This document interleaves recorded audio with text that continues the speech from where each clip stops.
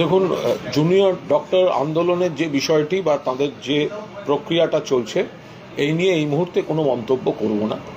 আপনারা জানেন যে আমরা ইতিমধ্যে খুব স্পষ্ট করে বলেছি যে জুনিয়র ডক্টরদের যে মূল ক্ষোভ, মূল ন্যায় বিচারের দাবি, তার সঙ্গে আমরা সহমত। কারণ তাদের এক সহযোদ্ধা, তাদের সহকর্মী যেভাবে ধর্ষণ এবং খুন হয়েছে, নিশ্চিতভাবে তাদের উদ্বেগ এবং তাদের প্রতিবাদ এগুলোর সঙ্গে আমরাও সহমত এবং আমরাও ন্যায় বিচার চাই। সিবিআই দ্রুত ধরুক কারা এইসব করেছে, চূড়ান্ত করুক। কলকাতা পুলিশ 24 ঘন্টার মধ্যে একজনকে ধরেছিল, তারপর থেকে সিবিআই এর অগ্রগতির কোনো আপডেট আমরা দেখতে পাইনি। এবং যদি ধর্মঘটের কথা বলেন, তো ধর্মঘটের বিষয়ে আমরা কোনো মন্তব্য করছি না, কারণ সুপ্রিম কোর্ট, মহামান্য সুপ্রিম কোর্ট কি বলেছিলেন সেটা আপনারা সবাই জানেন। মাননীয় মুখ্যমন্ত্রী যেভাবে তার সরকার, পশ্চিমবঙ্গ সরকার যে আবেদন করেছেন, মুখ্যমন্ত্রী বারবার আবেদন করেছেন এবং পরবর্তীকালে গতকাল পশ্চিমবঙ্গ সরকারের তরফ থেকে তাদের কাছে আলোচনার যে বিষয় গেছিল আপনারা জানেন। তারপর কি হয়েছে সেটা মাননীয় মন্ত্রী চন্দ্রিমা ভট্টাচার্য গতকাল আপনাদের জানিয়েছেন যে মুখ্যমন্ত্রী অপেক্ষা করে করে শেষ পর্যন্ত কোনো উত্তর না পেয়ে বেরিয়ে গিয়েছেন, মানে নবান্ন থেকে বেরিয়েছেন। তো এরপরে আবার নতুন করে আজকে সকালে ওনারা কোনো বক্তব্য জানিয়েছেন।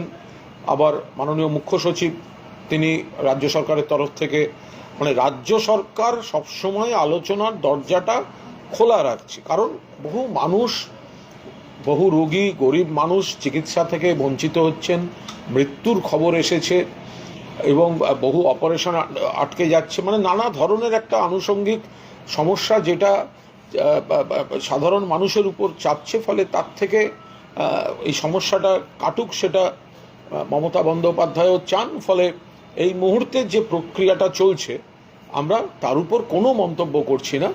মাননীয় মুখ্যমন্ত্রীর নেতৃত্বে রাজ্য সরকার তাদের আলোচনার দরজা খোলা এবং তার স্পষ্ট বার্তা গতকাল বিকেল থেকে যাচ্ছে। তারপরেও যে কোনো তখন কাল সাড়া আসেনি, সেটা চন্দ্রিমা ভট্টাচার্য বলেছিলেন।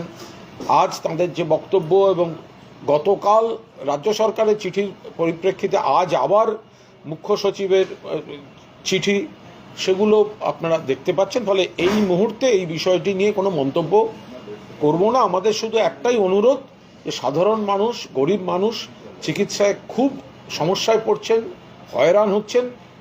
আন্দোলন, প্রতিবাদ, ন্যায় বিচারের দাবি নিশ্চিতভাবে চলুক।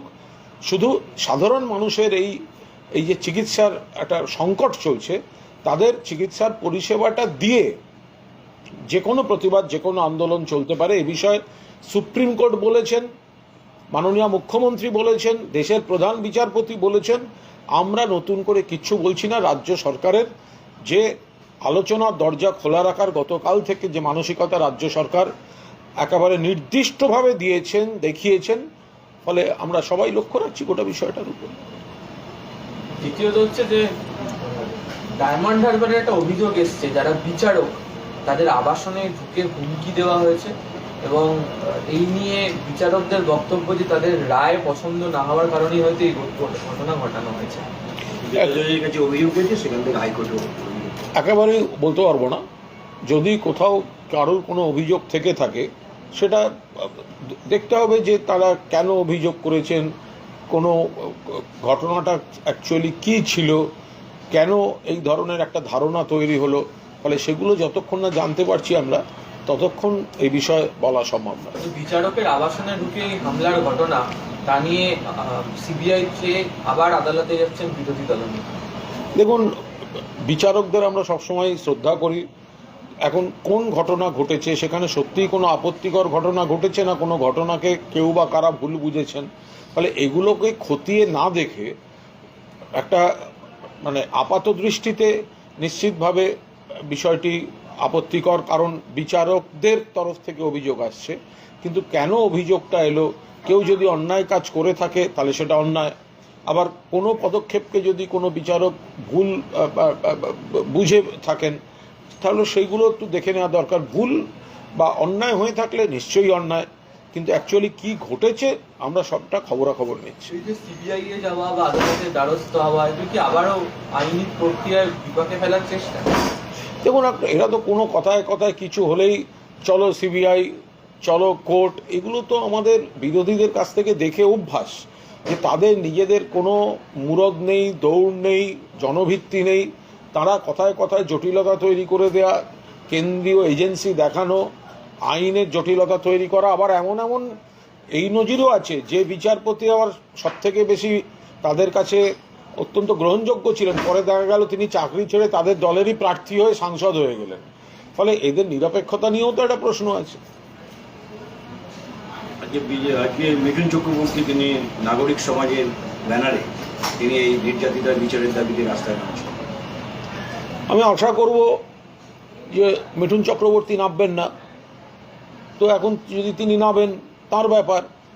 ঘোষিত বিজেপি, দুদিন আগেও বিজেপি, চিৎকার করে বিজেপি, কুৎসা করা বিজেপি, আজকে নাগরিক সমাজের হল তো বিজেপির মিছিল বোঝাই যাবে। একদম ঘোষিত বিজেপি, চিৎকার করে যিনি বিজেপি করেছেন তিনি হঠাৎ বলছেন আমি নাগরিক সমাজের। তা তাঁর যদি আসতে ইচ্ছা হয় তো বিজেপির ধর্মতলার মঞ্চটায় আসুন, কেন ওখানে কেউ ডাকছে না নাকি? ওনার যদি দরকার হয় কোনো প্রতিবাদ করার, তাহলে বিজেপি তো ধর্মতলায় একটা দোকান খুলে বসে আছে এবং সেখানে দোকানেও ভিড়ও নেই, দোকান ফাঁকা আছে। তো সেখানে মিঠুন চক্রবর্তী ওখানে আসা উচিত। তাহলে নাগরিক সমাজের নামে যারা ডাকছেন তাহলে বোঝা যাচ্ছে তারা রাজনৈতিক রং। আর দুই হচ্ছে, মিঠুন চক্রবর্তী ন্যায় বিচারের দাবিতে যাচ্ছেন মহিলা সংক্রান্ত। মিঠুন চক্রবর্তী দয়া করে একটু প্রেসের সামনে বলবেন তার পুত্র এবং তার স্ত্রীর বিরুদ্ধে যে মহিলা অভিযোগ করেছিলেন, তো সেই বিষয়ে তার বক্তব্য কি, সেটাও তো নারী নির্যাতন। মিঠুন চক্র